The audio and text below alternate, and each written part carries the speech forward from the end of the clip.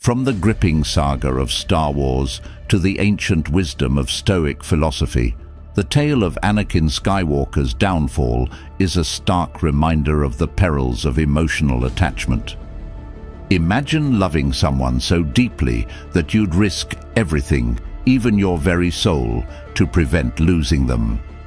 This was the story of Anakin Skywalker, who turned to the dark side in a desperate attempt to save his beloved Padme.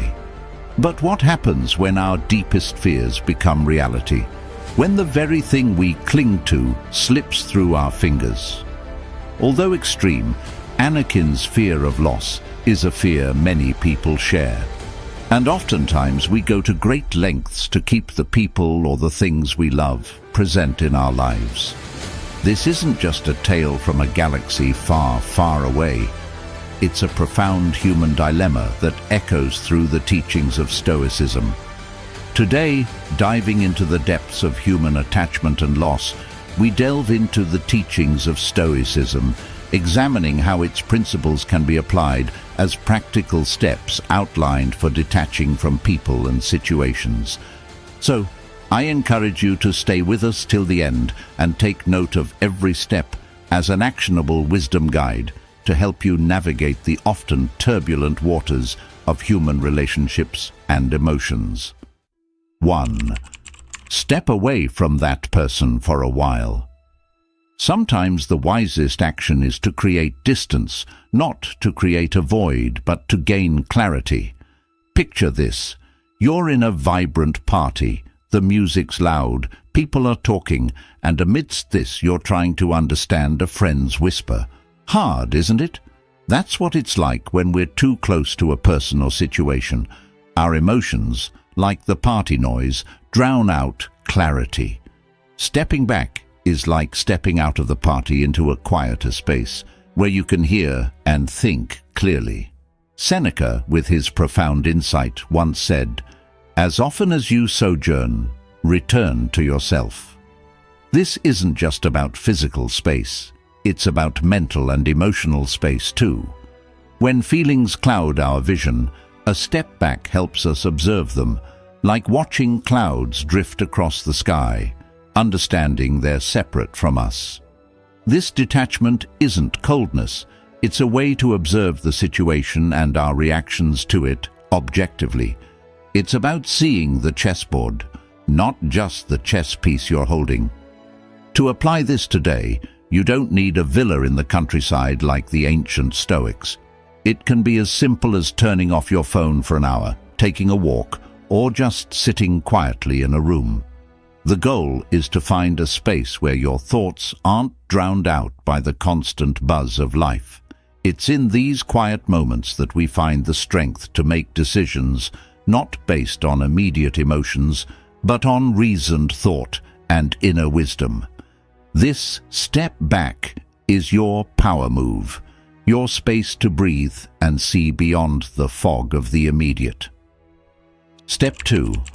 Consider the rationality of distancing yourself. Choosing to distance yourself from someone isn't a decision made in haste.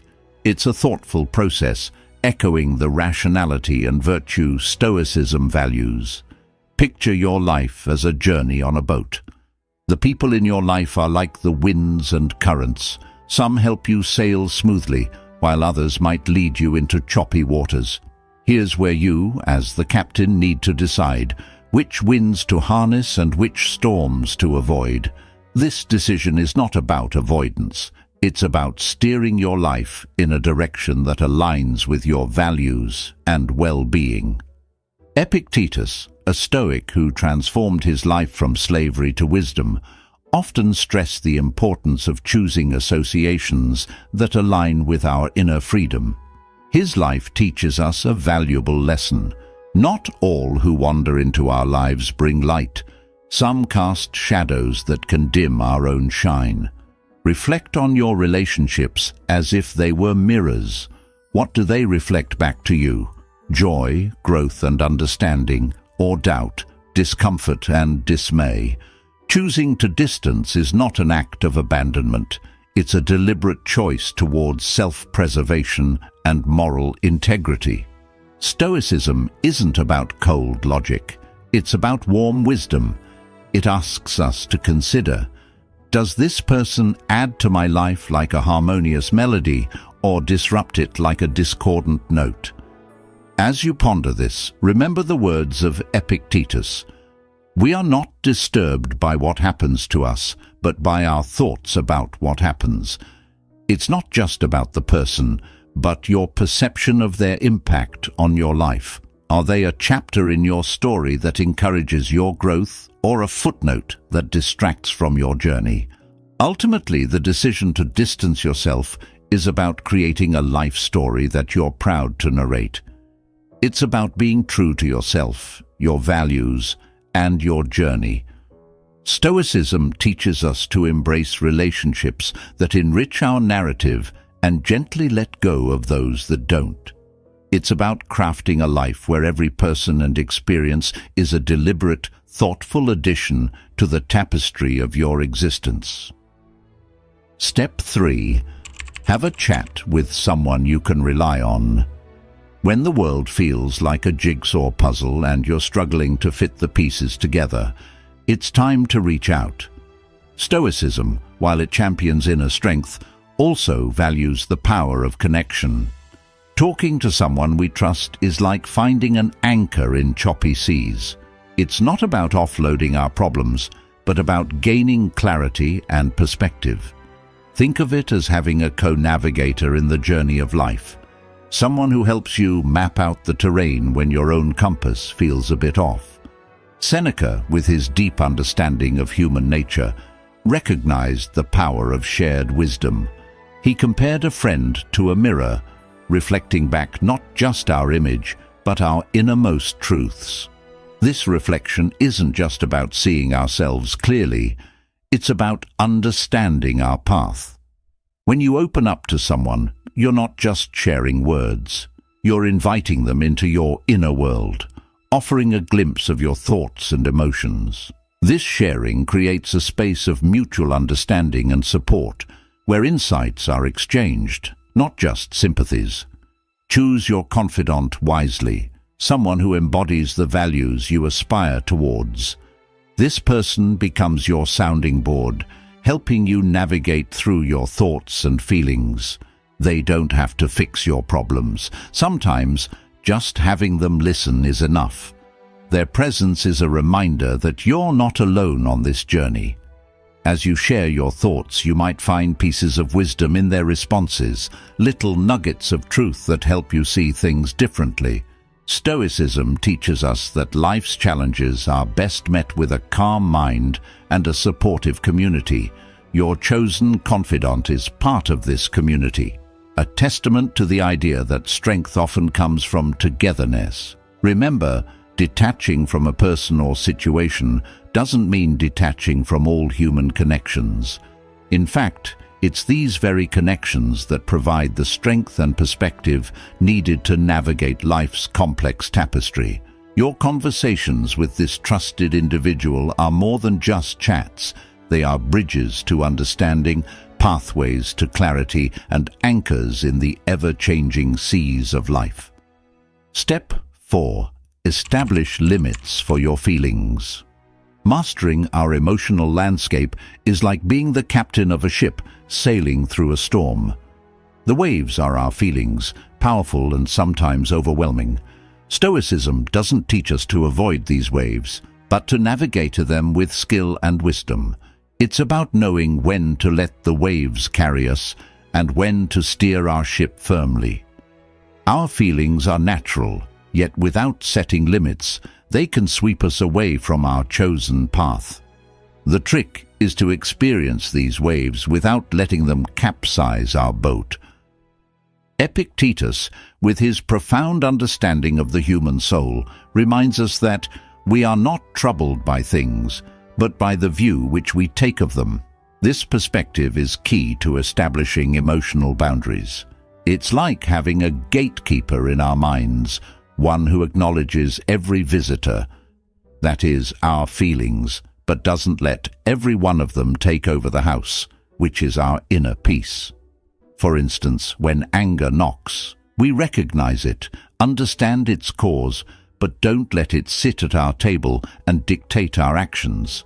It's about having a conversation with our emotions, understanding their place, and gently guiding them to where they don't overshadow our reason. Practically speaking, setting limits could mean giving yourself a time limit to feel a certain way. Say, for the next hour, I'll allow myself to feel upset about this, and then I'll focus on solutions. It's not about denying feelings, but managing their influence. It's a balancing act, like a tightrope walker who acknowledges the height but focuses on the rope. By doing this, we honor our feelings without becoming their slaves.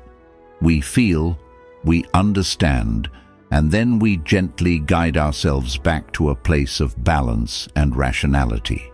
This process isn't about suppression, it's about moderation, like adding just the right amount of sugar to your tea, enough to taste, but not so much that it overwhelms.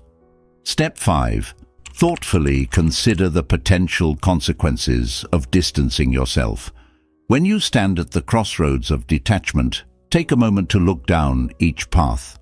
Stoicism isn't about impulsive decisions. It's about thoughtful consideration. Imagine each road as a possible future, each turn a different outcome. What lies down the path of distancing? Will it bring peace, growth, and a stronger sense of self?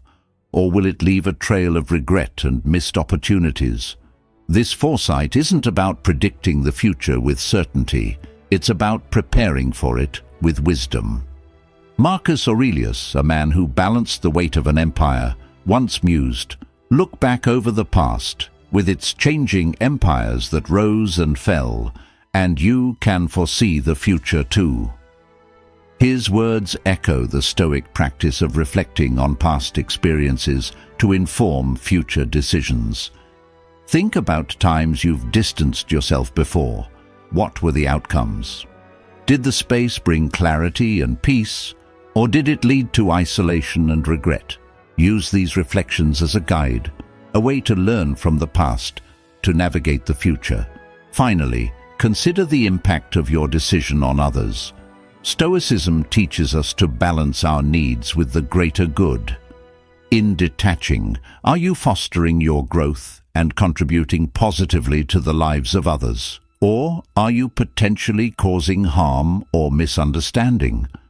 This step isn't just about self-interest. It's about harmonizing your well-being with the world around you. It's like being mindful of your footsteps in a garden, ensuring they nurture growth rather than trample the flowers. Detachment, in the Stoic sense, is an act of wisdom, a carefully weighed decision that considers not only the self, but the interconnected web of relationships in which we all exist. Step 6. Give yourself a break from social media. Picture your mind as a serene lake. Now imagine social media as raindrops, constantly disturbing its calm surface. These droplets are the endless updates, notifications, and comparisons that infiltrate our peace. Stoicism, a philosophy that thrived long before the digital age, still offers timeless wisdom for managing such disturbances. Seneca, who mused on life's brevity, would likely see social media as one of modern life's many unnecessary distractions. He once wisely noted, "Life is long if you know how to use it." This step of detachment, then, is about reclaiming our time and attention, about choosing where to focus our precious energy. In the world of social media, our attention is the commodity everyone wants. By stepping back, we're not just avoiding a digital deluge. We're giving our minds the space to breathe, to think, to be.